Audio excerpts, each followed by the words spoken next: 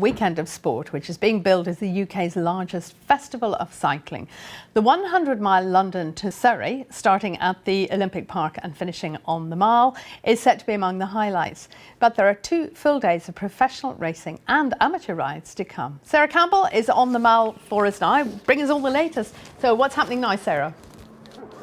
Well, this is the free cycle event, so it's one of the main events happening over those 2 days. This is 50,000 amateur cyclists, so these are all people that have either applied to take part in it or simply turned up on the day. And there's an 8-mile route around the city of Westminster and the city of London, which they've all been cycling around all day. So that's coming to an end today. That finishes around 4 o'clock. And as you said, there's lots of other events. There's a women's elite event happening tonight, men's professional tomorrow, but today is about the amateur cyclists. We've got some here. Can we call Lila an amateur cyclist? I don't know, at 6 months. We've got 5-year-old Oliver there, and we've got their dad, Jono Kenyon, who's also a member of the London Cycling Campaign. So first of all, tell me a little bit about what you think to this event. You're obviously already a keen cyclist. It's been a fantastic day. You know, we've had great weather, massive number of people. Congratulations to the organisers. It's been splendid, really fun. Now let's get on to the serious matter of cycling in London on a day-to-day basis. We heard from Transport for London on the news channel in the last hour saying how much they're doing to make it safer, make it easier for people to cycle. Yeah. Are they doing enough? Yes and no. I mean, they're moving very much in the right direction at the moment. We've got a commitment from the mayor to spend, or a pledge to spend large amounts of money on cycling and make that viable for more people.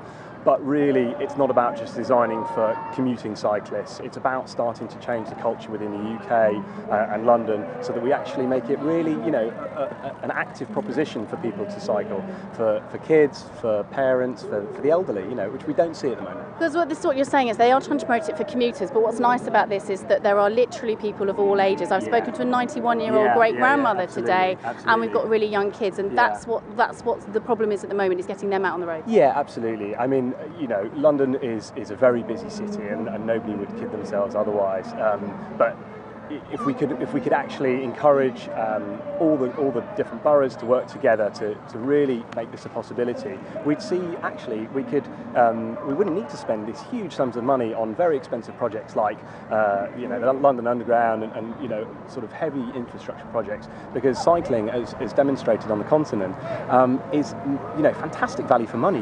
You spend relatively modest sums and you get great return for it. So that's what we really need to push for, not for cyclists like me who cycle every day, but for everyone, for all these kids out there that would love to cycle. You're seeing them here today and in their thousands, and that's what we want to do. Okay, Jono, thank you very much indeed for your time, and have fun on the rest of the cycle ride. So this due to finish at 4 o'clock. Women's elite cycling starts at 6:30, including Laura Trott, and then tomorrow you've got the 100-mile race starting here in London, going all the way around Box Hill down to Surrey and back, and that's going to include some of the biggest names in cycling at the moment, and that's all happening tomorrow and will be broadcast on BBC One. Back to you. Sarah, thank you.